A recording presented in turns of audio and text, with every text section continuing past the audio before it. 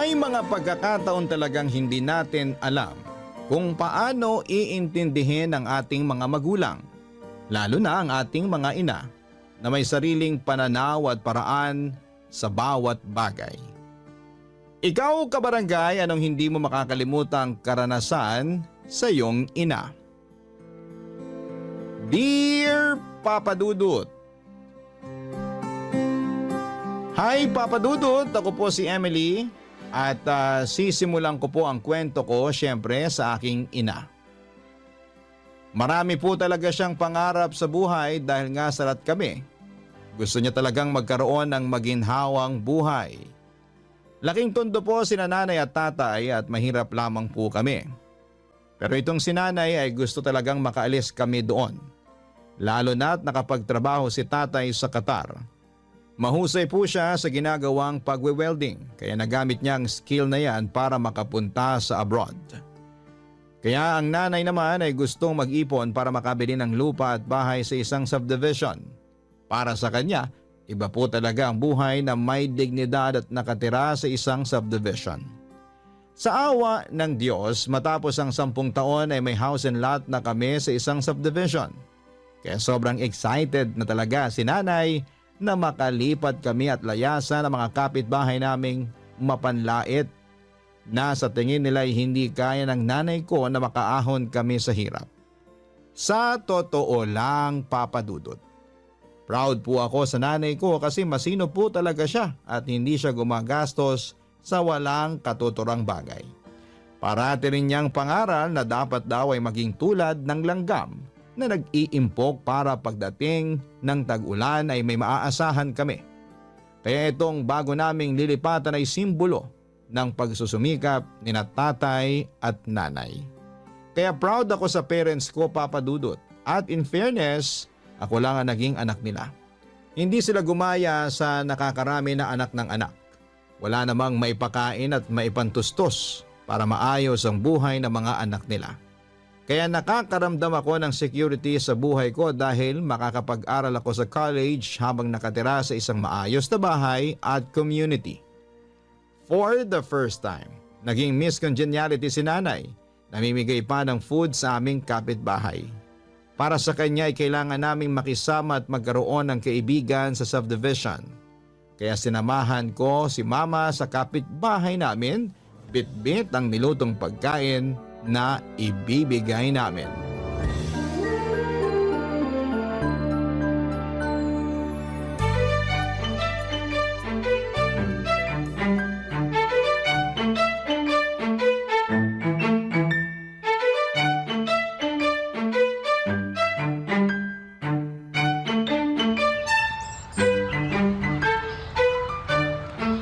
Ay, sandali. Kakatukin ko na tong gate, ha? Nay, may doorbell oh. Yun na yung pindutin mo. Ay, naku. Ang sosyal pala. Magkano kaya to? Nak, magpalagay din tayo nito, ha? Mukhang di naman natin kailangan, Nay. Ano ka ba? Dapat pumantay naman tayo sa kanila. Di bale, may naitabi pa ako para sa doorbell. Bongga ka talaga, Nay. Kaya itodo na natin ang bago nating bahay. Sa bagay. Support ako dyan, Nay. O sige na, pindutin mo na yung doorbell, anak. Ay, sige po.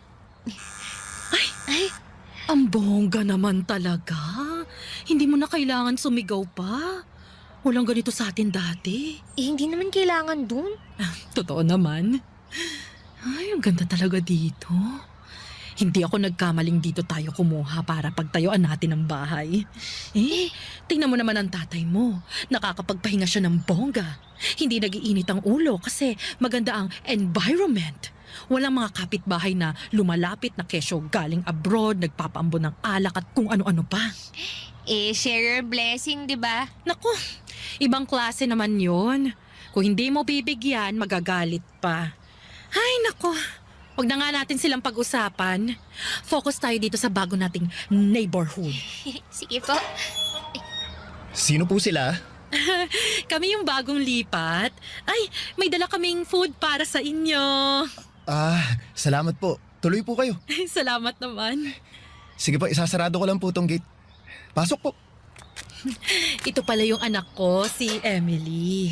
Ako naman si Dorothy, iho. Ah, Ay, ang ganda naman ng garden niyo. mahilig po kasi si Mama sa mga halaman. Tuloy po kayo. Ma'am, may bisita po tayo. Bagong lipat po sa tapat. Ah, talaga? Hello, neighbor. Ano yan? Nagluto po ako. Ipapatikim ko po sa inyo yung recipe ko. Adobo po. Masarap po yan. Oh, mukhang masarap nga, ano? Ah, salamat naman ha. Nag-abala pa kayo. Ay naku, hindi yan abala. Gusto ko rin namang makilala ang magiging kapitbahay namin. Ito pala yung anak ko, si Emily. Tapos ako naman si Dorothy. Nice to meet you. Ako naman si Nemya. Ito rin yung bunso ko, si Remjun. Ah, talaga? Ilan palang anak ninyo? Ang asawa nyo? Tatlo lang ang anak ko. May kanya-kanyang pamilya na yung dalawa. Si Remjun na lang yung college kong natira dito. Yung asawa ko, nasa US, nurse. Sabi ko sa'yo anak eh. Ah, excuse me, anong binulong nyo? Ah, kaya pala magandang bahay ninyo. Magandang trabaho ng mister nyo. Nagtutulungan naman kami. Teacher naman ako sa isang private school at president ng Homeowners Association dito sa subdivision natin. Kahit may edad na, kailangan pa rin magsumikap at maglingkod. Kayo ho pala, anong trabaho nyo? Wow! Bongga pala kayo, no? Ah, ako? Housekeeper. Asawa ko naman, nasa Qatar, nagtatrabaho. Babalik na rin siya sa susunod na linggo. Oh, that's good. Tsaka, salamat pala dito sa adobo, ha? Mukhang masarap po itong adobo ninyo. Katulong ko si Emily sa pagluto Ah, niyan. talaga? Marunong kang magluto, Emily? Oo. Tinuruan ako ni nanay. Ah, cool.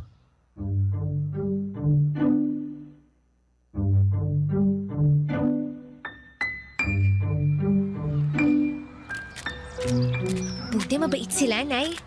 Bait-baitan lang yun. Kita naman na pakitang tao lang din yung matandang yun. Kayo naman Miss Congeniality. Ganun talaga dapat, nakikisama. Alam mo, may gusto akong gawin anak. Magiging sikat at titingalain ako sa subdivision natin. Ano naman, Nay? Ako na ang susunod na magiging presidente ng Homeowners Association. Ay, wow. Iba ka talaga, Nay. Paano naman si Aling Nemya? Di wala, papalitan ko siya. Papadudot, iba po ang aurahan ni nanay noong araw na yon. Kita kong determinado siya sa sinabing tatakbo siya sa susunod na election para maging presidente ng Homeowners Association. Sa isip ko ay kung ito naman ang gusto ni nanay at malilibang siya dito ay support ako, Papadudot. Habang kinikwento ni nanay ang mga plano niya, ang utak ko naman ay tumatakbo kung saan-saan. At sa totoo lang ay hindi ko nakakalimutan ang ngiti ni Remjon. Crush ko na agad siya. Sino ba naman ang hindi magkaka-crush sa gwapo niya kaya at napagalamang ko pa na same kami ng university ng papasukan. Nung umpisa na ng pasukan, si Remjon ang naging kasama ko. Parang may personal tour guide ako at wini-wish ko na sana'y ligawan niya ako. At kami ng dalawa kasi naman ay super crush ko siya, Papadudot. Habang nagpapantasya ako sa kanya, ang nanay ko naman ay sobrang busy sa pag-PR niya sa mga kapitbahay. At hindi ako nagkamali, Papadudot. Malaking sabo nga ang eleksyon. Kasi ang nanay ko at ang nanay ni Remjon ang nagkatunggali. Parang election lang sa barangay, may kampanya, si nanay. Lahat na ata ng bahay sa subdivision ay nabigyan niya ng kanyang adobo. At chinichismis ni nanay na mas magiging maganda ang ganap sa subdivision kung siya ang mananalo kasi matututukan niya talaga ito. Hindi tulad ni Aling Nemya na may trabaho bilang isang teacher at medyo boring daw at maldita ang aurahan nito.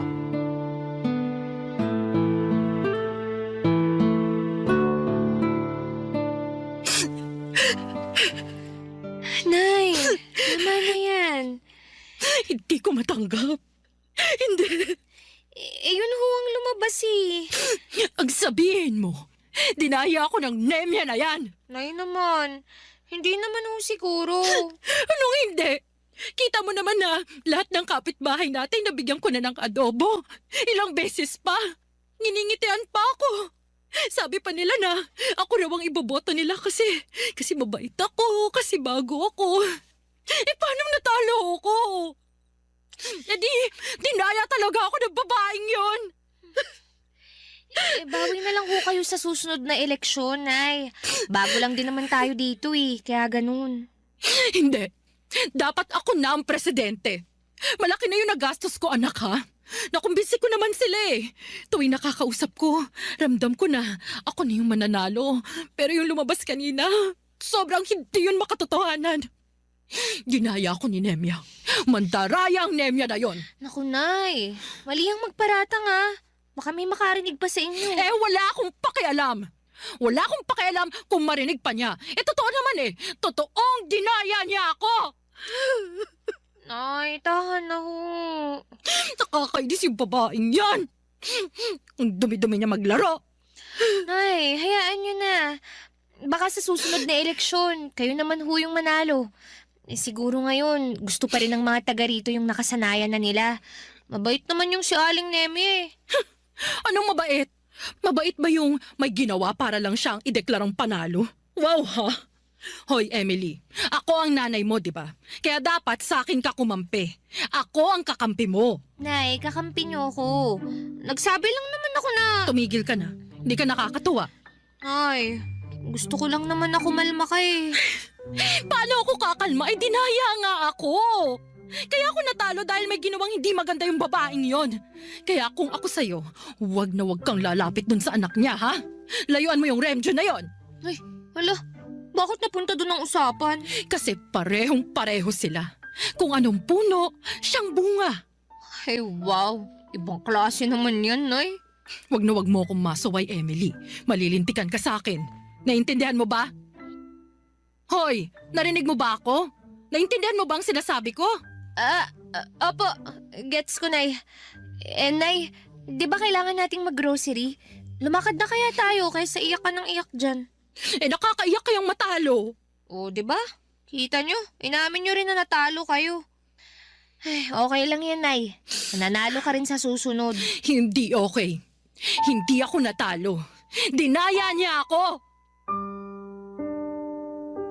At yun na nga, Papa Dudut, pinipigilan ko man si nanay ay hindi ko siya kayang kontrolin.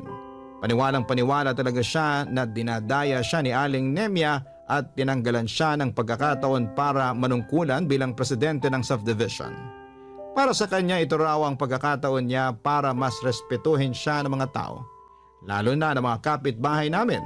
Walang araw at gabi na hindi siya naiinis dahil sa pagkatalo. At ang nakakainis nga ay pinagbawalan niya akong lumapit sa crush kong si Remjon. Naiinis ako, oo, pero pinipilit ko pa rin sundin si nanay. Minsan lang siya ganito, kaya pinagbigyan ko na.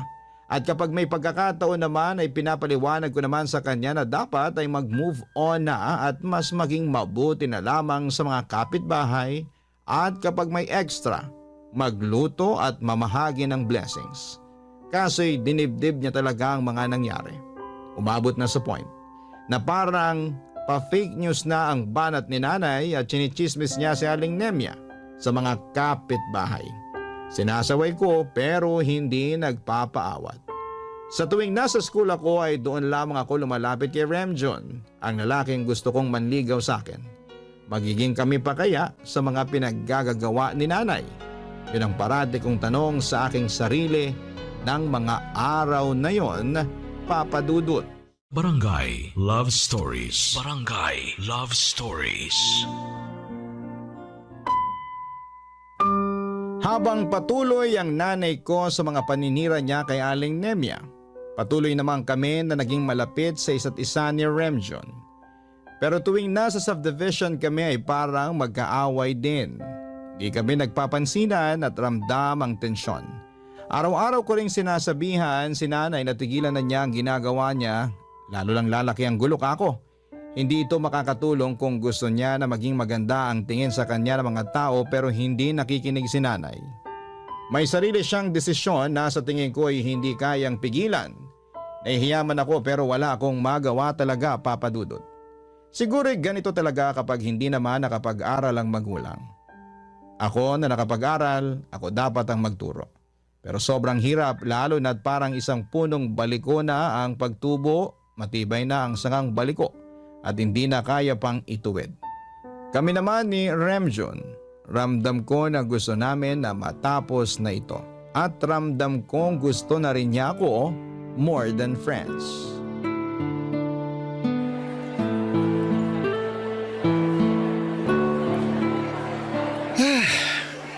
Solve na naman ang lunch ko. Salamat sa adobo ha. Ano ka ba? Alam kong sarap na sarap ka sa adobo namin eh. In fairness naman kasi, ang sarap-sarap ng recipe ninyo. Naaalala ko nga yung una kayong dumalaw sa amin eh. Yung mga araw na bati pa si na Mama at Tita Dorothy. Kaso, Yun na nga. Pagpasensyahan mo na lang ah. Hirap din kasing pagsabihan yung matatanda eh. Alam mo na. Ikaw ba? Pinagsasabihan mo ba yung mommy mo? yung nanay mo naman kasi. Nananahimik na nga si Mami pero sobrang below the belt na rin yung mga pinapakalat ng nanay mo, Emily. Nakakainis na rin kaya. Sa totoo lang, alam mo buti hindi ka ganun, no? Iba yung ugali mo. Nanay mo ba talaga yun? Teka nga muna. Mukhang iba na yung nararamdaman ko eh. Nanay ko pa rin siya, Remjun. Tsaka sabi ko nga sa'yo, pinagsasabihan ko naman, di ba? Pero may pinapakalat din naman si tita. Sabi niya na ganito ang ugali namin kasi galing kami sa hirap. Aba, minamaliit kami. No offense kasi naman, fake news peddler yung nanay mo. Kahit ano pinagkakalat para siraan ng mami ko. Una, yung sa election. Grabe, simpleng election sa homeowners. Naging ganito ang takbo dahil dun sa nanay mo. Baka nga totoong dinaya ang nanay ko. Hindi ako makapaniwala, pati ikaw? Sinabi niya kaya na galing kami sa hirap. Tsaka ramdam ko na sumasang-ayon ka sa nanay mo eh. Alangan namang sa akin. Siyempre, kampi ka sa nanay mo. Kasi Emily, sa pinapakita niya. Sa nangyayari ngayon, pinagchismisan ng pamilya natin dahil sa away nilang dalawa. Pagsabihan mo ang nanay mo na tumigil na sa pangmamata sa amin. Nagsumikap na nga ang mga magulang ko para maging maayos ang buhay namin eh. Tapos minamata pa nila kami na kesyo dati kaming mahirap, ganon. Look, sorry pero ganun ang nangyayari, Emily. Kaya pagsabihan mo rin yung nanay mo kasi ang nanay ko nananahimik naman. So ibig sabihin na dahil sa nanay ko, hindi na kayo naging tahimik? Wow ha! Wala nang patutunguhan tong usapan na to. Alam mo, hindi na healthy tong ganito. Hindi talaga. Sinisiraan mo ng nanay ko eh. Ang point ko lang, sana tigilan na niya yung pagpapakalat ng maling impormasyon. Hindi lang niya sinisiraan yung nanay ko, pati kami. Kaming buong pamilya sinisiraan niya. May trabaho yung nanay ko, busy siya sa buhay niya, pero yung nanay mo busy sa paninira. Gawain ba yan ng... Nang ano?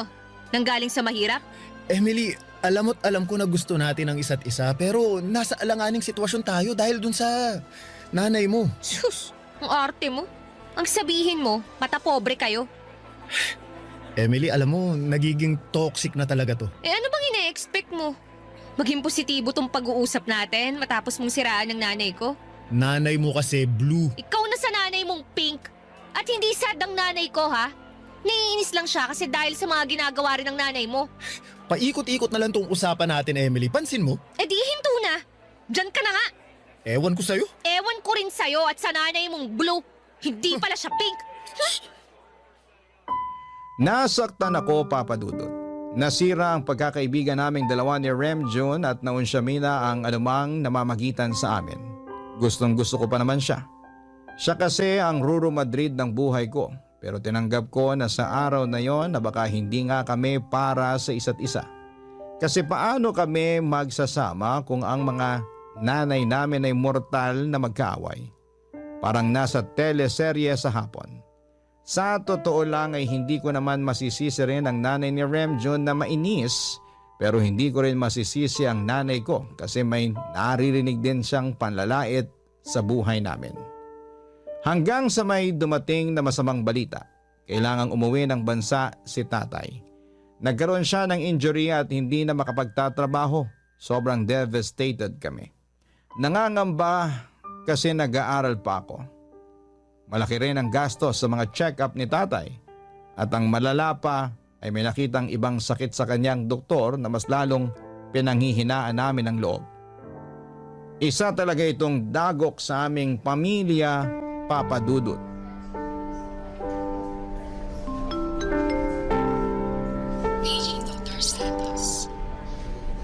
Nay, tahan na ho. Tigilan mo nga yung kakaiyak mo, mahal. Buhay pa naman ako. Huwag kang gumawa ng eksena dyan. Nasa ospital pa tayo. Bakit? Mapipigilan ko ba tong pag-aalala ko? Naiiyak ako sa gastusin, sa lahat. Nay, sabi niyo nga sa akin, may awa ang Diyos. Magdasal lang tayo na maging mabuti ang resulta ng mga lab test ni tatay. Ano bang sabi ng agency mo dun sa Qatar? Hindi ka na ba talaga makakabalik? Pwede naman. Mabait kaya ako. Pero baka hindi na rin. Depende. Ayoko maghirap tayong muli. Ano na lang yung sasabihin ng mga kapitbahay natin? Lalo na nung Nemya na yon. Pili ko pinagtatawanan niya na tayo. Nay, andyan na naman kayo sa mga ganyan niyo. Totoo naman eh. Umahanap lang yung mata pobreng babaeng yun na mapupuna sa atin. Nako, pwede ba Dorothy? Tigilan mo na nga yan. Paano ako gagaling nito kung hanggang ngayon yan pa rin ang nasa isip mo? Kahit nung nasa Qatar pa ako, yung awayan yung dalawa na lang ang lagi ko naririnig. Awat na mahal. Ewan ko ba? Paano ako kakalma, ha? Alam ko na kung anong nasa utak ng babaeng yun. Pati nga yung bunso niya nagmana na rin sa kanya. Nay naman. Bakit, Emily? Hanggang ngayon ba may gusto ka pa rin doon? Pagbutihin mo na lang ang pag-aaral mo. Makakahanap ka ng mas maayos na lalaki kesa naman galing sa pamilya na yon. Teka, gusto mo yung Remjon na yun? Oh, bakit napunta sa akin ang usapan? Nako anak, nagbablush ka oh. Naku, kita mo? Emily, tigilan mo yan. Naku, manahimik ka nga Dorothy. Baka nga dahil sa awayan yung dalawa parang Romeo at Juliet na tong si Emily at Remjon. Alam mo ba nangyari dun sa kwento ng Romeo at Juliet? Ano, yung namatay silang dalawa? Oo, yun na nga. Ayokong mangyari yun sa unikaihan natin. Tatay talaga. Parang ganun na nangyari Gusto mo ba yung si Remjon? Kayo na ba anak? Hindi po naging kami. Ayun naman pala. Never naman pala. Dapat tapat ka sa akin, ha, Emily? Tapat naman po ako sa inyo Pero ang totoo po, gusto ko po si Remjon. Ayun. Tapat ka nga anak. Tigilan mo yan, Emily! Romeo at Juliet. Tandaan mo. Ewan ko sa inyo mag-ama. Tayo naman. Sana makausap ko yung Remjon na yan at nang makilatis ko. Nako, magpagaling ka muna dyan. Oo, gagaling ako. Hindi ba, Emily? Yes po, tay. Gagaling pa kayo.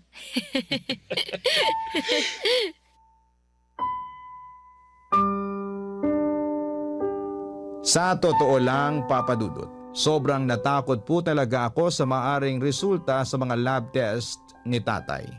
Pero kahit na ganoon na ang pinagdadaanan niya ay nakuha pa rin niyang tumawa, magbigay ngiti, pero hindi pa rin ipinagkakaila na dahil sa nangyari sa kanya ay sobrang stress si nanay. Walang pumapasok na pera pero palabas dahil sa mga gamot at check-up. Financially ay nagkakaproblema na kami at parang kailangan naming ibenta ang bahay namin sa subdivision para lamang sa tuition ko at sa mga gamot ni tatay. May cancer si tatay pero early stage pa lang kaya malaki pa ang chance niyang gumaling. Kaya kung ano ang sabi ng doktor ay sinusunod talaga ni tatay dahil umaasa pa rin siyang makakabalik siya sa pagtatrabaho sa oras na gumaling siya. Tiningnan ko ang 4 na sulok ng aming bahay. Ayaw ko rin na mawala ito sa amin. Ilang beses kong sinabi na huminto muna sa pag-aaral pero tutol sina nanay at tatay.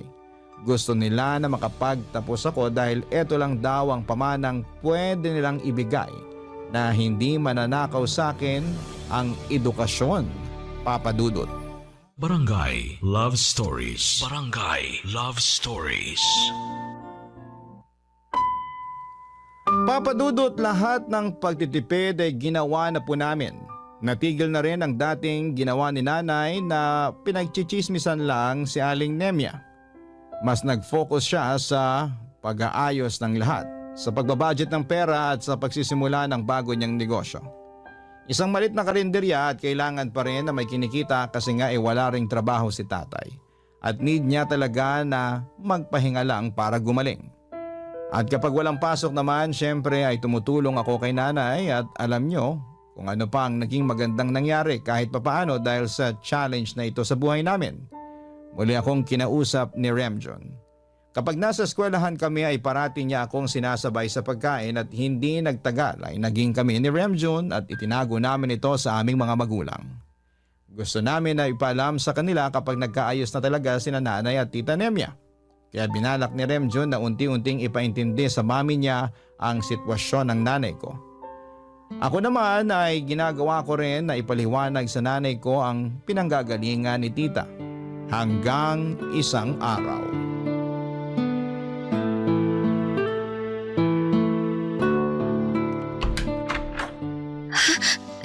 Remjun? Kasama ko si mami. Nandyan ba yung nanay mo, Emily? Sino ba yan? Papasukin mo na!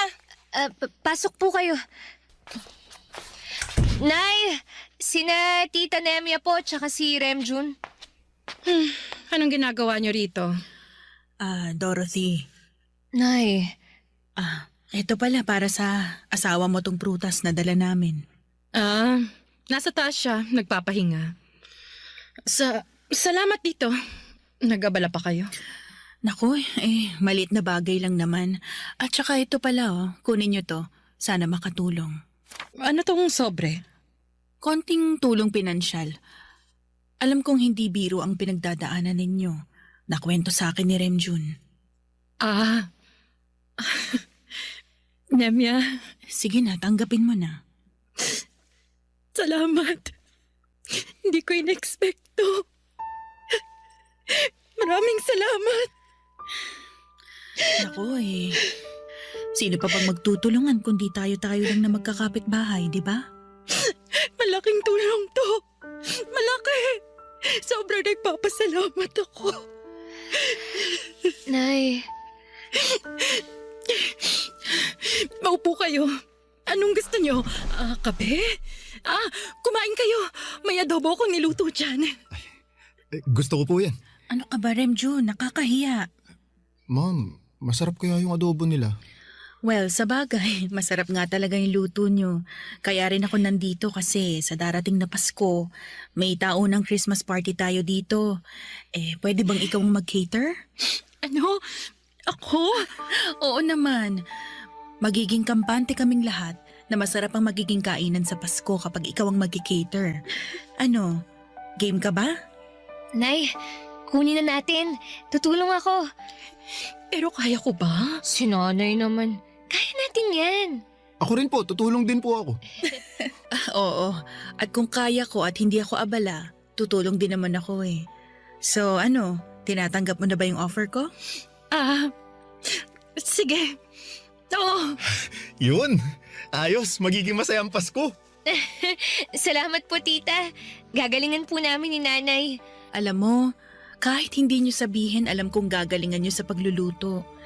Nabalitaan ko nga na parating sold out yung mga ulam nyo sa maliit nyong karinderya eh. Kasi masarap.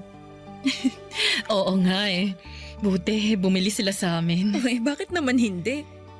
Alam mo naman. Naku, kalimutan na natin yun. Ito na yung huli kong taon as president ng association. Tumakbo ka na next election, ha? Naku, wag na. Anong wag? Kayang-kaya mo yan. Talaga ba? Oo naman. Tama si Mami, Tita. Kaya mo yan. Di ba, Emily? Oo naman. Kaya mo yan, nay. Talaga? Mm-mm. Naku, salamat sa inyo.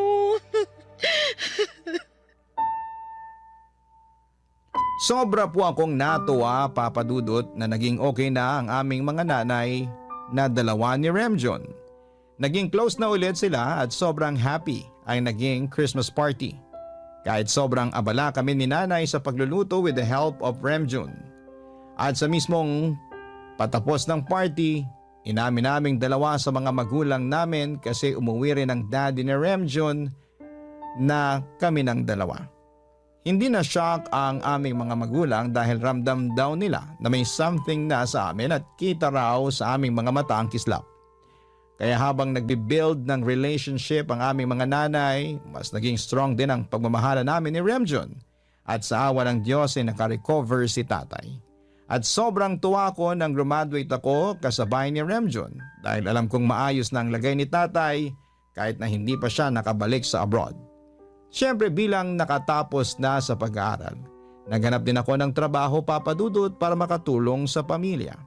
Kahit na ayaw nila nanay at tatay dahil kaya naman daw nila ay binigyan ko pa rin sila ng sahod ko. Gusto kong suklian hindi lang pagmamahal kundi monetary din bilang sukli sa mga pagsisikap nila para lang magkaroon ako ng magandang buhay at edukasyon.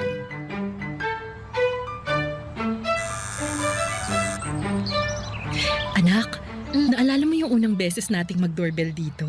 Siyempre naman, Nay. Alam mo, kita ko sa mga mata mo noon na crush mo na agad si Remjun. Talaga? We... Totoo! At halata ring hindi lang sa adobo natuwa ang mokong na yon. Pati na rin sa kagandahan mo, anak. Sus, grabe kayo ah. Pero totoo naman. Ay, landi-landi ng anak ko. Hello, tita. Emily, pasok kayo. Wow, adobo ba yan? Ay, naku, hindi. Joke lang. Oo naman. Ito ang all-time favorite ng nanay kong Pink eh. Anong nanay kong Pink? Mabait, tita. Positive. Pasok po kayo. Ako na po magdadala niyan. So dati kasi negative ako, hindi ako pink.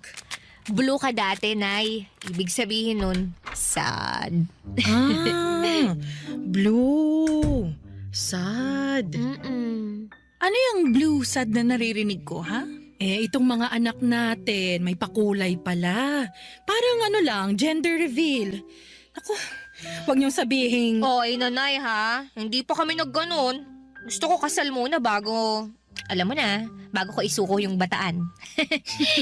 Naku, mabuti yan. Itong si Remjun nga, pinagsasabihan ko talaga na hintayin mo nang maikasal bago gawin yung mga bagay na ganyan. Willing to wait naman ako, mami.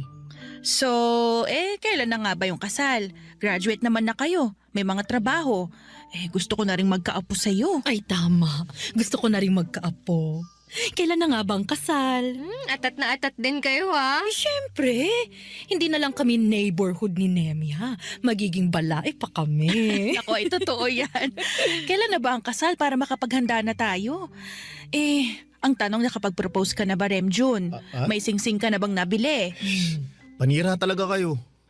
Alam nyo, may plano sana ako pero ngayon ko na nga gagawin. Ano ba yon? Sandali, kukunin ko lang. Anong kukunin? Naku, ewan ko sa batang yan. Parang gusto kong kumain na agad ah. O sige, kain na tayo. O ayan, mas special talaga to ngayon. Mas masarap yan, tita. Emily, Anong ginagawa mo? Bakit ka lumuluhod sa harapan ko? Naku anak, magpo-propose na si Remjun. tama kayo, tita. Emily, will you marry me? Anong ano? Sagutin mo na ang anak ko ng yes. Di... Yes! Talaga? Oo naman. Kakaloka ka. I love you, mahal. I love you too, mahal. Oh, ano pang hinihintay nyo? Huwag na kayong mahiya. Okay lang na mag-kiss kayo kahit nasa labi pa. Nay naman. Talaga po, O teka, sandali. Ano mo ng motive ng kasal? Siguro, blue and pink.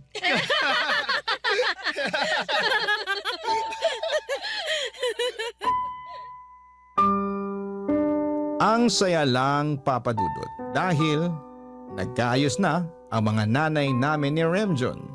Makalipas nga ang 5 buwan matapos ang marriage proposal na yon ay ikinasal kami ni Remjun. Blue at pink ang kulay. Sa side ko ay pink at sa side ni Remjun ay blue, kaya inaasar ko siyang nanay mo blue dahil sa kulay. Tawanan lang kami at sobrang happy lang ng kasal, Papa Dudut. Naging presidente din ang nanay ko sa association sa wakas at si Mami Nemia ang naging advisor niya. Naging stable naman ang karinderya ni nanay kahit papaano ay eto ang pinagkakabalahan niya at pagiging presidente ng Homeowners Association. Dahil nga sa mga nakapag-ipon na kaming dalawa ni Remjun ay nakabili din kami ng sarili naming unit sa subdivision. Neighborhood namin ang aming mga parents at sobrang saya po ng aming samahan. Dating magkaaway, ngayon ay super balain na. Thank you po Papa Dudut sa pagbabahagi ninyo ng kwento ko. At mga nanay namin na mahal namin ang asawa kong si Remjun. Sa ngayon po ay may 2 na kaming anak kaya sobrang saya po ng bahay. Hindi blue ang aming pagsasama. Ang inyong forever kapuso at kabarangay, Emily. Uy, kabarangay! Agree ka ba sa ending ng ating barangay love stories na ito? I-share mo na ang feelings mo sa ating comment section. Ang mga kwento ng pag-ibig, kwento ng buhay, at kwento ng pag-asa dito sa Barangay Love Stories.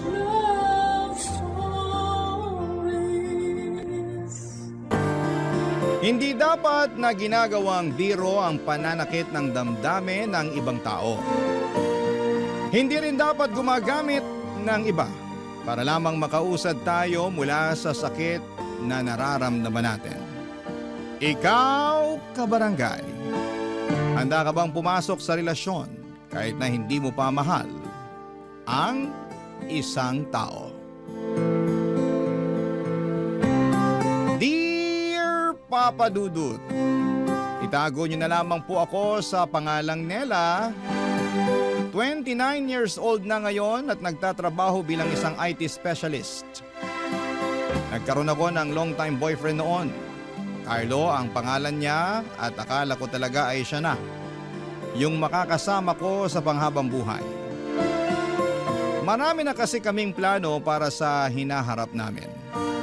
Mga plano na ako na lang pala ang may gustong tuparin. Dahil bigla na lang niyang tinapos ang 6 na taong relasyon namin noon. Ang sabi niya noong unay naguguluhan daw siya sa nararamdaman niya. At magulo rin daw silang magkakapatid noon. Ayoko mang pumayag ay wala na akong nagawa pa pero pagkalipas lamang ng 3 buwan mula nang maghiwalay kami, nalaman ko na lamang na pakakasalan na niya ang bagong girlfriend niya na buntis na noon. Doon na naging malinaw sa akin ang lahat, Papa Dudut. Nasaktan talaga ako ng sobra at hindi ko alam kung paano magsisimulang muli. Halos araw-araw akong umiiyak sa tuwing naaalala ko ang relasyon namin ni Carlo. Hanggang sa imbitahan ako ng kaibigan at katrabaho ko na si Camille na magbakasyon muna sa probinsya nila sa parteng Visayas. Gusto niya raw na tulungan ako na makapag-move on.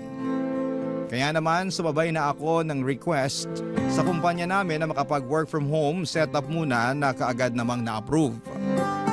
Tumira kami sa isang transient house na pagmamay-ari mismo ng tita ni Camille. Doon ko rin nakilala si Joshua nang minsan nasa may tabing dagat kami ni Camille. Guwapo siya, matangkad at palangiti. In-invite niya ako kinabukasan noon sa bahay nila na malapit lang naman daw sa transient house namin.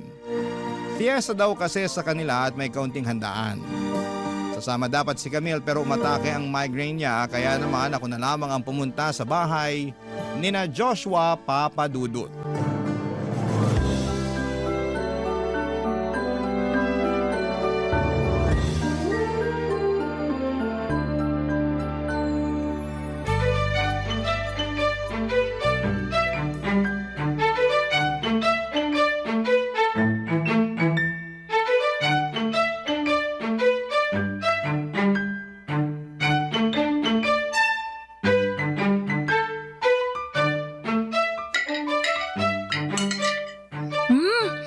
Ang sarap nitong pansit, Joshua.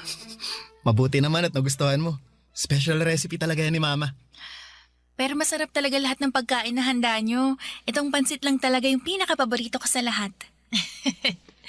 Iyan din kasi ang palaging request ni Joshua tuwing may handaan dito sa bahay. Di pwedeng mawala ang pansit na yan. Kahit nga yung ibang kamag-anak namin kapag pumupunta dito sa bahay, yung pansit din ang palaging hinahanap. Sayang nga lang at hindi sila makakapunta ngayon kasi may iba na silang nakaset na mga lakad. Okay lang yun, Joshua. Sigurado naman ako na may iba pang chance o okasyon pa na makilala ko sila. Sa sarap ba naman ng luto ng mama mo? Mapapabalik talaga ako dito sa inyo. Akala ko nga, hindi mo magugustuhan ang mga simpleng pagkain na inihanda ko. Naku, sa quality at lasa ng mga niluto niyo po, pwedeng ilaban sa mga sikat na restaurant sa Manila yung tita. Iyan naman ang malabong mangyari dahil wala naman akong balak magtayo ng restauran. Gusto ko lang talaga magluto. Nako, lalo na kapag may mga okasyon dito sa bahay. At natutuwa ako na nagustuhan mo ang mga niluto kong pagkain. Nako tita, sobrang nagustuhan ko po talaga. Kapag napadalas ako ng kain dito sa inyo, baka hindi na ako makilala ng mga magulang ko pagbalik ko sa Manila. Dahil sigurado tataba talaga ako sa sarap ng mga pagkain nyo dito. Nga pala, Nela, wala ka namang gagawin mamaya, no? Ipapasyal sana kita sa may perya mamaya. Ay, dumaan din kayo ng simbahan para makita ni Nela kung gaano kaganda ang simbahan natin dito. Yun kung okay lang naman sa kanya. Nako, oo naman po, ayos lang sa akin. Wala naman po kung kahit na anong lakad ngayon tita Mabuti naman kung ganon. Para makita mo na kahit maliit yung bayan namin, marami ka pa rin pwedeng pasyalan dito. Sigurado naman po ako na mag-e-enjoy ako sa araw na to kasi kasama ko si Joshua.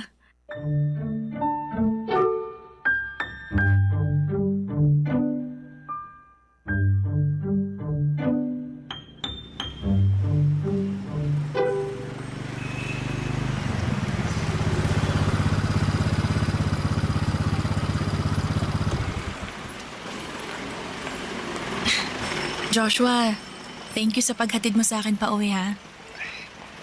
Wala yon, sana nag-enjoy ka kanina. Naku, kung alam mo lang. Sobrang nag-enjoy talaga ako kanina. Naubos nga yung energy ko sa katatawa dahil sa mga joke na baon mo Tapos sobrang ganda pa ng lugar na pinasyalan natin kanina. Sobrang relaxing talaga. Ako rin, sobrang nag-enjoy ako kanina. Lalo na nung hinawakan mo yung kamay ko habang naglalakad tayo sa may tulay kanina. Bakit? Ayaw mo ba yung ginawa ko na yun? Siyempre, sobrang gusto, Nela. Nagulat lang talaga ako, tsaka natatakot ako na baka isipin mo na sinasamantala ko yung kabaitan mo. Gusto ko lang talaga na ma-enjoy mo ang lugar namin at yung bakasyon mo. Para saan yung halik na yon? Para ipaalam sa'yo na sobrang nag-enjoy ako nakasama ka.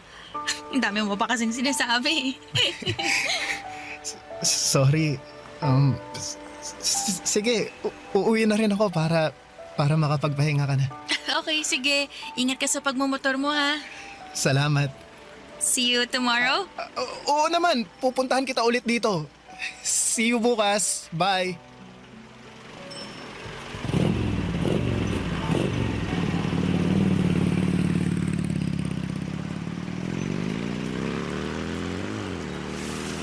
Sus, nangangamoy love life na yata tayo dito, Kanina ka pa ba dyan sa likod ko, Camille? Ay, hindi naman. Pero kanina pa ako nakasilip doon sa may bintana.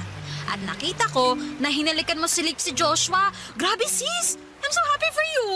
Finally, makakalimutan mo talaga yung ex mo dahil dyan sa bago mong love life. Bagong love life ka dyan. Hindi ko jojowain si Joshua, no?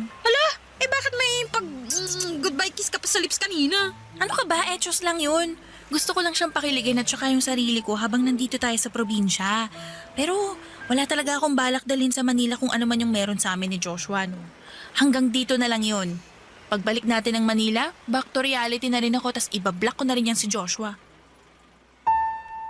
Papadudot na padalas ang pagkikita namin ni Joshua. Palagi niya akong pinupuntahan sa transient house namin. Minsan dumadalaw siya doon pero mas madalas na namamasyal kami sakay ng motor niya. Pinakilala niya ako sa mga kaibigan at ibang kamag-anak niya. Palagi siyang tinutokso ng mga ito sa kung ano raw ba ang estado ng relasyon naming dalawa. Siyempre ngumiti lamang ako habang si Joshua ay namumula mga pisngi. Sa totoo lang, wala sa plano ko ang pumasok kaagad sa isang relasyon. Hinahayaan ko na mag-enjoy muna ako sa mga kung sino man ang makikilala ko. Nagkataon na si Joshua ang nandun sa probinsya at nag-i-enjoy naman talaga ako noon na kasama siya. Nakita ko naman na masaya rin siya lalo na kapag magkahawak ang mga kamay namin o kapag nilalambing at hinahalikan ko siya. Gusto ko naman si Joshua pero hindi ko siya nakikita na boyfriend ko ng pangmatagalan, Papa Dudut.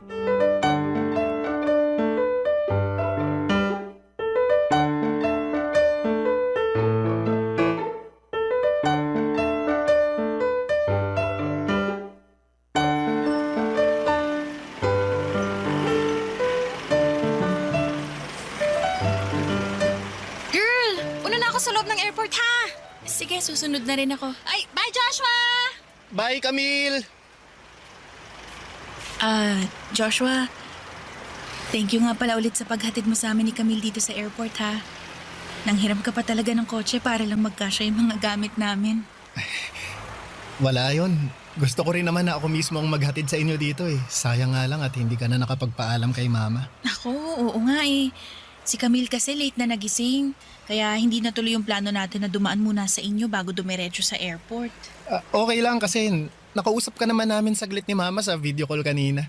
Natuwa nga ako kasi nakausap ko siya kahit saglit lang eh. Alam mo, sobrang mamimiss ko talaga yung mga luto niya. Yung mga luto lang ba ni Mama ang mamimiss mo? Pati yung lugar na to. Yung mga pagkain dito, tsaka... Ako.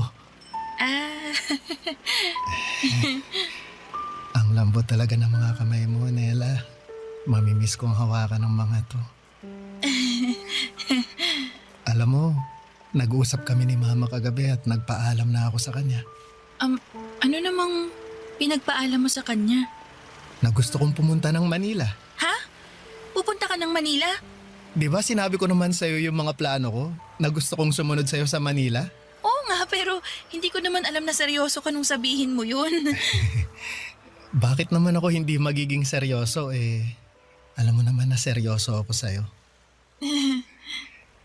Nela, hintayin mo ako ha. Anong ibig mong sabihin? Hintayin mo yung pagdating ko sa Manila. Mag-iipon lang ako ng konti tapos susunod na rin ako sa'yo doon. May nakausap na rin ako na kamag-anak namin na nakatira doon. Matutulungan daw nila akong makahanap ng trabaho saka pwede pa nila akong patuloyin muna sa kanila hanggang sa... Teka, Joshua, relax ha, relax. Ang dami mo ng plano eh. Hindi ko na masundan lahat. Sorry, medyo na-excite lang ako na magsimula ng bagong buhay kasama ka. Ang totoo, medyo kinakabahan din ako kasi never pa ako nakapunta ng Manila eh. Pero huwag kang mag-alala. Mabilis naman akong masanay sa isang lugar. Sigurado ako na makakahanap ka agad ako ng trabaho na malapit sa'yo. Para palagi pa rin tayong magkasamang dalawa. Joshua, I'm sorry ha, pero sa tingin ko, huwag ka munang magpadalos-dalos sa mga desisyon mo. Hindi ako nagpapadalos-dalos, Nela. Pinag-isipan ko na lahat to. Sigurado na ako sa mga gusto kong gawin at pagsunod sa'yo sa Manila. But I don't think we're going to work. Ano bang sinasabi mo, Nela? Joshua, I'm sorry pero hanggang dito na lang tayo. Hindi ko maintindihan. Gusto mo rin naman ako, di ba? Nela, sagutin mo ang tanong ko. Mahal mo na rin ako, di ba?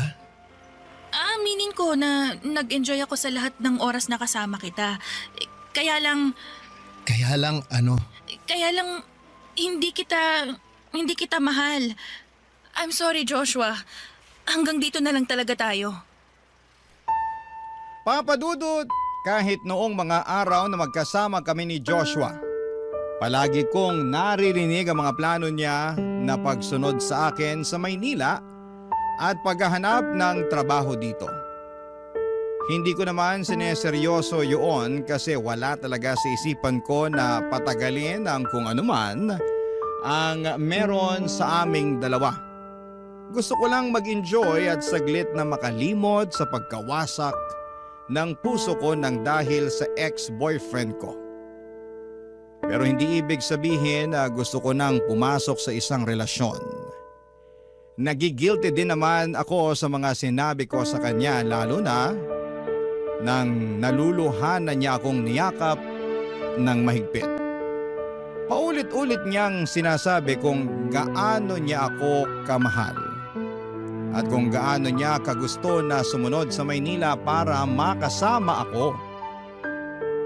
Pero bukod sa hindi pa ako handang pumasok sa relasyon, hindi rin talaga si Joshua ang tipo na gagawin kong boyfriend. Alam ko sa sarili ko na kahit formal niya akong ligawan ay hindi ko siya seseryosohin o sasagutin man lang, Papa Dudut.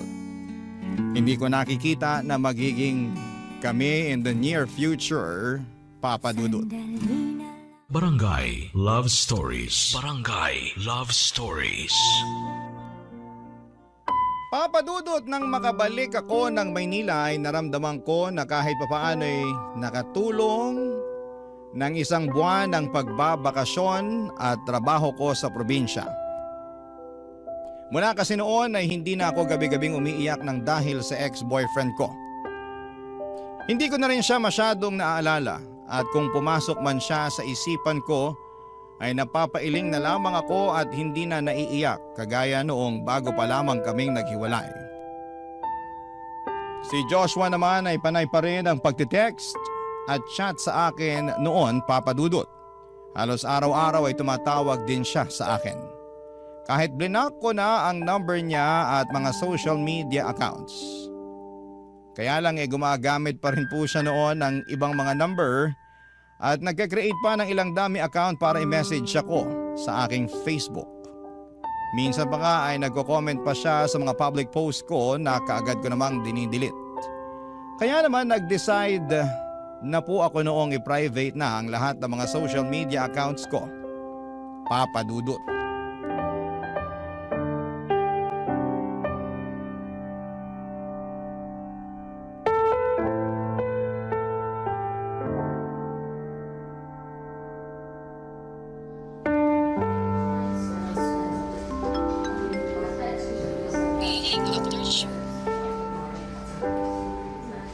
Uy, kumusta ka na? Kumusta pakiramdam mo? Ito, medyo mabigat pa rin yung pakiramdam ko pero mas okay naman kaysa kahapon. Pasensya na pala kung ikaw yung sumalo ng trabaho ko, ha? Ano ka ba? Ayos lang yun. Mas mahalaga na makapagpahinga ka ngayon. Ano daw ba yung sakit mo? Di ko pa nga alam kasi wala pa yung resulta ng blood at lab test ko. Ngayon pa lang makukuha ni Mami. Pero alam mo, pakiramdam ko dengue to eh. Talaga? Paano mo naman nasabi? Parang lahat kasi ng sintomas naramdaman ko kahapon eh. Kaya nung sabihin ng doktor na kailangan ko magpa-confine, pumayag na kagad ako. Taas na rin kasi ng lagnat ko, saka parang mahihimatay na ako sa sobrang bigat ng pakiramdam eh. Kaya nga magpahinga ka lang na mabuti para makabalik ka na dito sa office at makapagtsikahan na ulit tayo. Ay nako, yan talaga yung una kong gagawin kasi sobrang boring dito sa ospital. Ramdam ko nga. Sige na girl. Kailangan ko rin ibabatong tawag at may mga kailangan pa akong tapusing trabaho. Get well soon ulit ha. Salamat Camille, bye.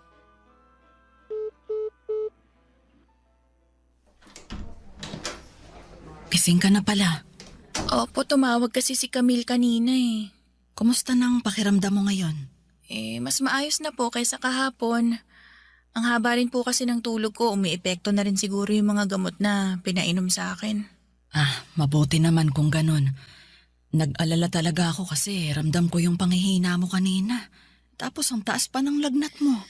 Hirap pa nga rin po talaga ako makabangon kaya tumawag na po ako kagad sa opisina para ipaalam na hindi pa ako makakapasok. Siya nga pala, nakuha ko na nga pala ang mga resulta ng lab at blood test mo. Normal lahat ang resulta, Nela. Ha? Wala po akong dengue? Yun din ang akala ko na sakit mo pero wala ka daw dengue o kahit na anong sakit. Pero bakit iba po yung pakiramdam ko sa katawan ko? Para akong tatrangkasuhin na basta hindi ko maintindihan eh. Ano ba kasing ginawa niyo ni Camille sa bakasyon niyo at bigla ka na lang ng hina ng ganyan? Normal lang pong bakasyon tsaka pamamasyal. Wala po kaming kahit na anong extreme na activity na ginawa doon. Pero bakit naman parang masyadong nabugbog yung katawan mo sa pagod? Di ko rin po alam, Mami. Basta paggising ko kahapon, para akong nag-gym ng isang buong linggo dahil sa sobrang sakit ng katawan. Papa Dudut, sobrang weird talaga ng pakiramdam ko ng umaga na yon. Masakit lahat ng parte ng katawan ko. Pati paglalakad noon ay nahihirapan ako kaya pumayag na kaagad ako na magpa-confine. Sa dami ng test na ginawa sa akin ay hindi rin nila nalaman kung ano ang naging dahilan ng biglang panghihina ng katawan ko. Ilang ulit din nagtatanong sina Mommy at Daddy noon tungkol sa mga ginawa namin sa probinsya. Inisip kasi nila na baka kung ano-anong activity ang ginawa namin kaya sumakit na lamang bigla ng gano'n ang katawan ko. Pero bukod sa pagtatrabaho sa transient house at pamamasyal kasama si Joshua ay wala na akong ibang natatandaan na ginawa namin. Mabuti na lang kahit papaano ay nagsimulang gumaan ang pakiramdam ko sa paglipas ng 3 araw. Umuwi na ako ng bahay at kinabukasan ay nakabalik na rin po ako sa pagtatrabaho. Nagsimula nang maging normal ang lahat sa buhay ko dahil hindi na rin nangungulit pa si Joshua. Pero isang kakaibang pangyayari ang naranasan ng katawan ko noon, Papa Dudut.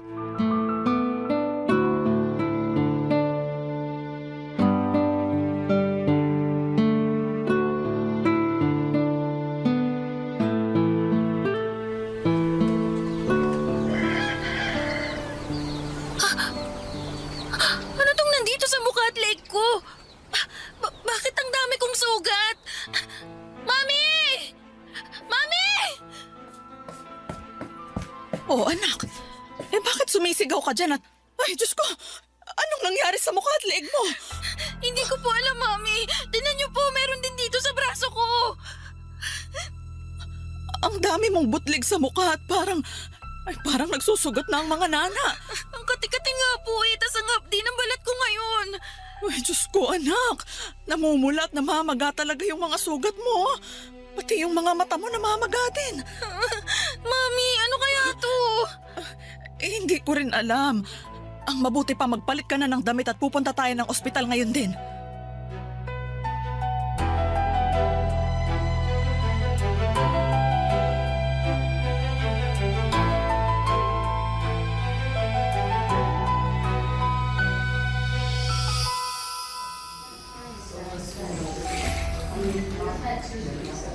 Naila, kumain ka muna nitong sopas na binili ko. Wala po akong ganang kumain, Mami. Kati na naman talaga ng leeg ko. Anak, kailangan mong kumain bago ka uminom ng mga gamot mo. Hindi ko nga po alam kung epekto pa yung mga gamot na yan sa akin, May. Kanina pa po ako nagpapahid ng mga ointment na nireseta ng doktor na bilhin natin, pero hanggang ngayon hindi ko pa rin nararamdaman yung epekto. Kati-kati pa rin po ng balat ko. At saka, namamaga pa rin po yung mga sugat sa leeg at mukha ko. Kaya nga kailangan mong kumain para mainom mo na rin tong mga gamot mo. Nela?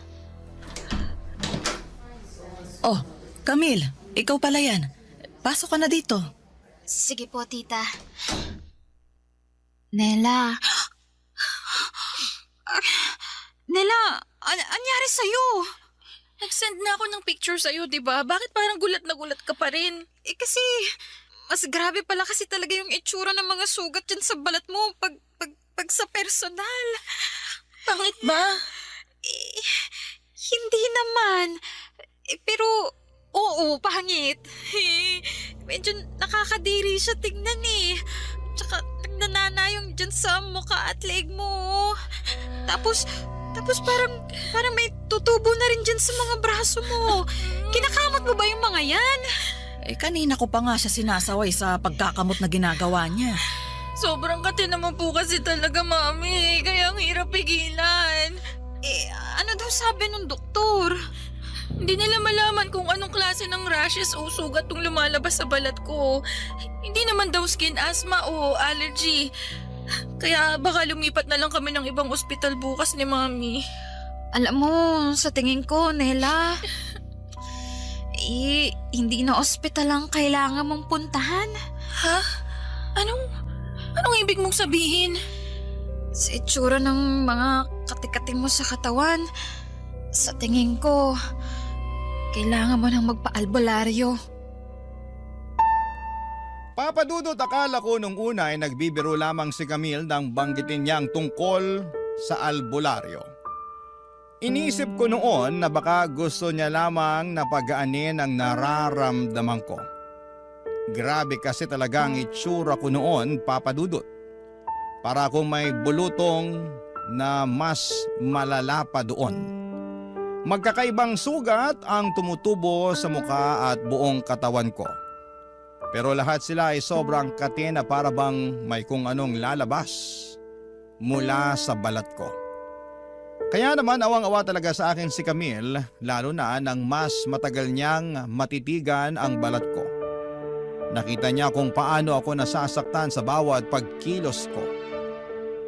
Papa Dudut, hindi ako masyadong naniniwala sa mga maligno o ano pang mga may kinalaman sa kababalaghan. Mas pinapaniwalaan ko pa ang kakayahan ng siyensya. Alam ko na may scientific explanation ang kung anuman ang pinagdadaanan ko noon.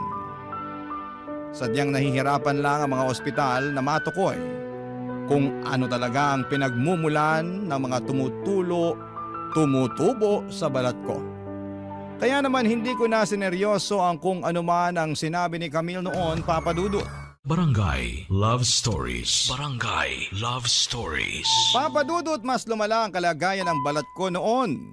Nakatatlong ospital na kami na pinuntahan pero walang mga doktor ang makapagbigay ng malinaw na paliwanag sa kung ano nga ba ang tumutubo sa balat ko.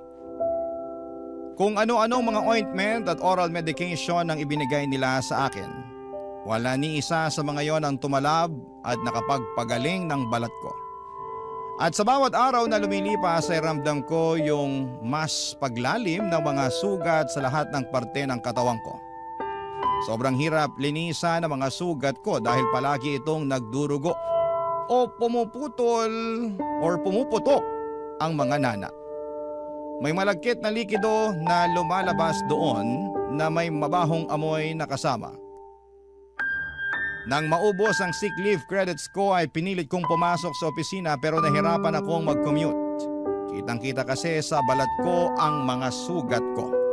Kaya naman nag-face mask at long sleeve na talaga ako kaya lang dumidikit ang mga sugat ko sa mahabang manggas ng damit ko.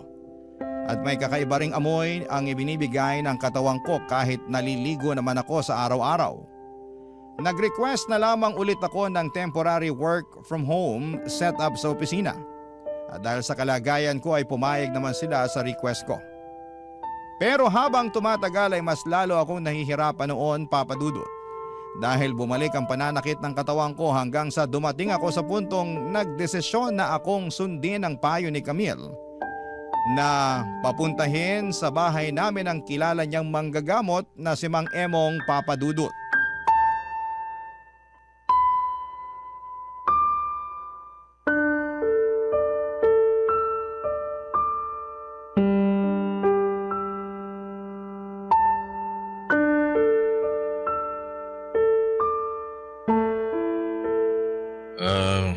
Kumusta na ang pakiramdam mo ngayon, Nela? Masakit pa rin po yung mga sugat ko eh. Parang gumagalaw yung mga sugat ko at may lalabas na kung ano mula sa loob nito. Napansin ko nga na ang sariwa ng mga sugat sa balat mo. Mang Emong, ang sakit din po ng buong katawan ko eh. Para po akong sinagasaan at tumakbo ng ilang daang kilometro. Uminom na nga po ako ng gamot sa sakit ng katawan pero wala po talagang epekto eh. Alam mo, pagpasok ko pa lang dito sa kwarto mo, may kakaiba na ako agad na nararamdaman eh. Ano pong ibig niyong sabihin? Nela, meron ka bang nakaaway bago mo naramdaman ang lahat ng ito? Nakaaway? Wala naman po, Mang Emong. Mabait na bata ang anak ko. Kahit sa kapitbahay o mga kamag-anak namin, wala siyang nakakasamaan ng loob. Kahit po sa opisina, wala akong natatandaan na nakakaaway ko. Wala ka bang naalala na baka may nasaktan kang tao kahit hindi mo sinasadya? Wala naman po kasi hindi po talaga ako palaaway tsaka... Nela, si Joshua. Sinong Joshua? Yung yung lalaking nagkagusto kay Nela nung nasa probinsya kami. Naging boyfriend mo ba siya? Hindi po, Mami, pero gusto niyang sumunod dito sa Manila para makasama ako. Pero sinabihan ko siya na wag na. Kasi ayoko na siyang paasahin palalo. Kaya ayun, pinutol ko na lahat ng pwedeng maging komunikasyon naming dalawa. Alam mo, feeling ko talaga si Joshua yun. Wala na ibang pwedeng gumawa sa'yo niyan kundi siya lang. Parang imposible naman yung sinasabi mo dahil alam kong mabuting tao si Joshua. Maraming pwedeng gawing bagay ang mga taong sobrang nasaktan. Sandali. May gagawin lang ako rito. Mang Emong, ano po yung sinusulat niyo sa papel? Orasyon ito. Laban sa barang na nangyayari ngayon sa kaibigan mo. Barang? Ibig sabihin po mambabarang si Joshua? Pwedeng oo. Pwede rin namang pinabarang kanya sa ibang tao. Pero nararamdaman ko na malakas ang kapangyarihan ng mambabarang na to. At malaki ang galit na nararamdaman ng taong gumawa sa'yo nito. Manong, ano pong gagawin niyo dyan sa maliit na papel na yan? Ito, irorolyo ko ito. At iipit ko sa ilalim ng hinlalaki ng kanang paa ni Nela. Pero Ineng, ngayon pa lang sasabihan na kita na masakit itong gagawin ko, ha? Paano po magiging masakit Papel lang yung ilalagay niyo sa hinlalaki ng paa niya. Hindi lang ito basta papel. Papel na may nakasulat na orasyon at kasamang dasal ko. Nela, Po, ilalagay ko na ito dito sa ilalim ng hinlalaki mo, ha? Ano man ang sakit na maramdaman mo, kailangan mo yung tiisin. Dahil doble o triple ang sakit na nararamdaman ng taong gumawa nito sa'yo. sige po, Mang Emong. Sige, ito ilalagay ko na, Nela. Tiisin mo lang. Tiisin mo. Kailangan nating mapaalis ang mambabarang na gumawa nito sa katawan mo.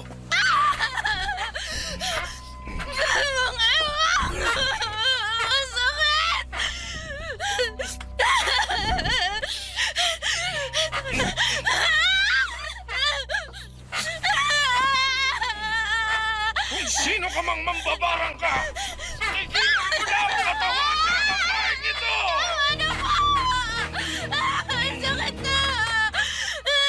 Kailangan nating mapatigil ang mambabarang na yan! Tinisin mo ang sakit, Nela! Dahil mas nasasaktan ng mambabarang sa oras na to! Kaya ikaw mambabarang ka! Tigil mo na yung ginagawa mo sa katawan ni Nela! Tigilan mo na ang pambabarang mo sa kanya! Mang Emong, ayoko na po. Sobrang sakit na po talaga. Tama na po. Mang Emong, ayoko na po. Sobrang sakit na po talaga. Tama na po.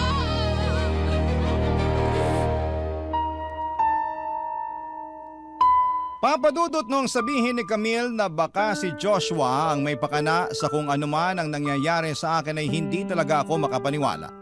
Kasi bukod sa hindi naman ako naniniwala sa kulam ay naniniwala ako na mabuting tao si Joshua. Kahit nasaktan ko siya, alam ko na hindi niya kayang gawin sa akin ang bagay na yon. Sa maikling panahon na nakasama at nakilala ko siya ay sigurado ako na mabuti siyang tao. Hindi ko rin alam kung may epekto pa ba talaga sa kanya yung ginawa ng albularyo sa akin, pero sobrang sakit talaga physically nung ginawa niyang pag-ipit ng rolyo sa daliri ng hinlalaki ng kanang paa ko. Pakiramdam ko ay parang sinusunog o pinapako ang daliri ng mga paa ko. Ang sabi ng albularyo ay doble o triple raw ang sakit na nararamdaman ng taong kumukulam sa akin dahil sa ginagawa niya. Pero pagkatapos nga raw ng lahat ng yon ay wala ring nangyaring pagbabago sa mga sugat ko. Mas lalo pa ngang lumala ang mga sugat sa balat ko. Sinubukan naming kontakin si Joshua para humingi ng tawad sa kanya. Inunblock ko lahat ng social media account at cellphone number na ginamit niya noon para makontak ako. Kaya lang ay wala na rin akong makontak alinman sa mga account o cellphone numbers na yon. Papa Dudut.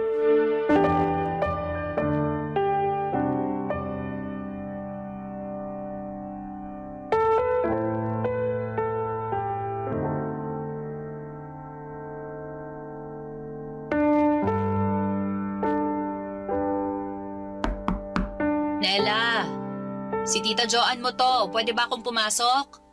Sige po, tita. Pasok po kayo.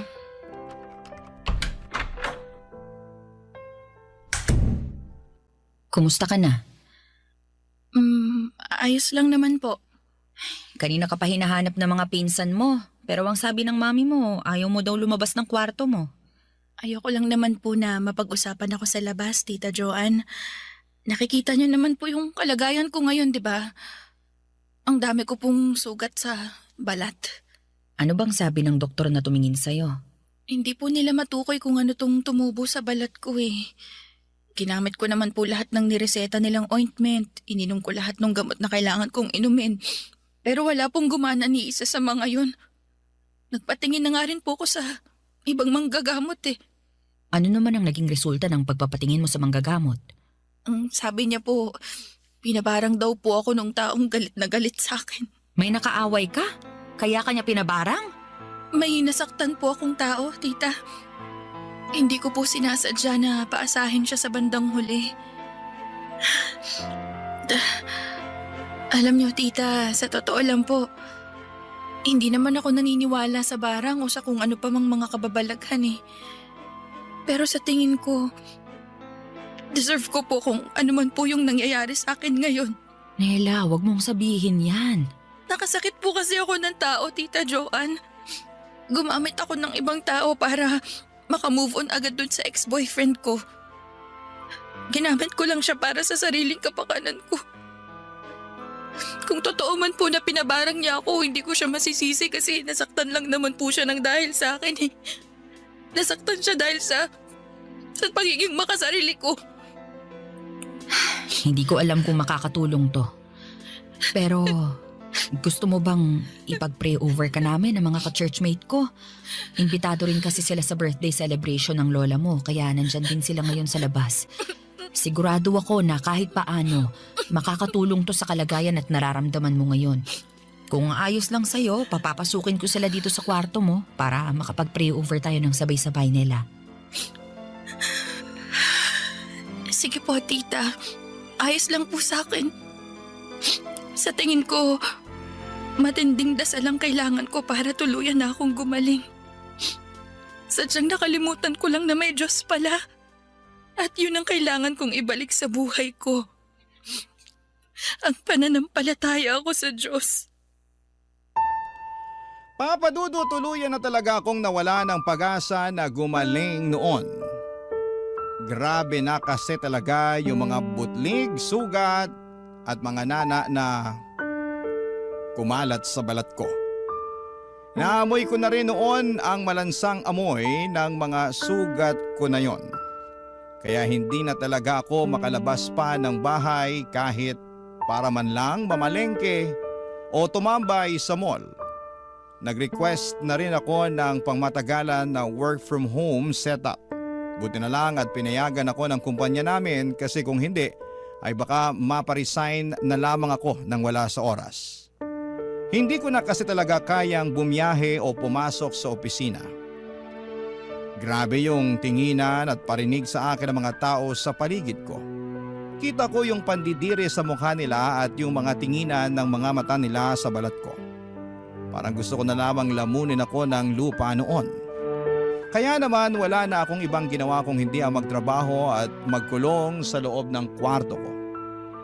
Kahit pa nga may family gathering na sa bahay namin mismo ginaganap ay nagkukulong pa rin ako sa kwarto ko. Ayoko kasing makita at pandirihan ako ng mga tao.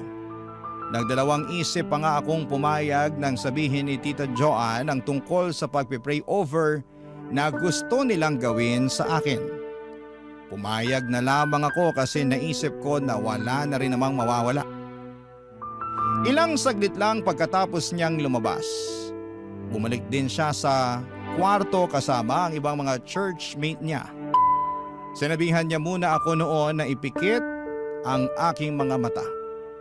Pagsisihan ko ang mga kasalanan ko at humingi ako ng tawad sa mga taong nagkasala sa akin. Sinunod ko po ang lahat ng sinabi niyang yon hanggang sa nakita ko na lamang ang sarili ko na umiiyak. Habang nagpe-pray over sina Tita Joanne ay halo-halo ng emosyon ang nararamdaman ko ng mga oras na yon.